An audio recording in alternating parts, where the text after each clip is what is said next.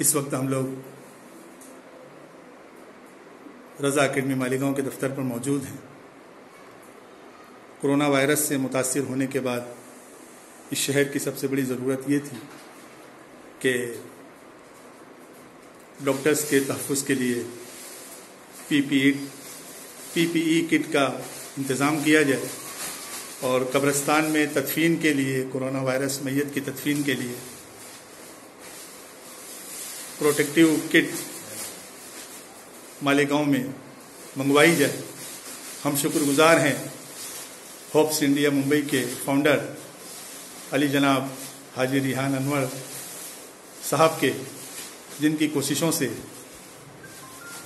कब्रिस्तान में मैयत की तदफीन के लिए इस्तेमाल की जाने वाली पीपीई किट, प्रोटेक्टिव किट यहाँ पर मालेगांव आ चुकी है।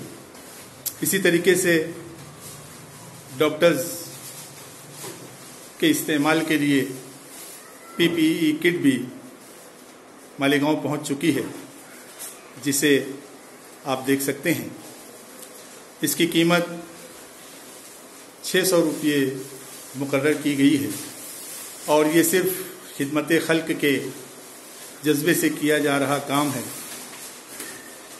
डॉक्टर्स से गुजारिश है कि वो इस किट के लिए रज़ा अकेडमी मालेगांव से रब्ता कायम करें।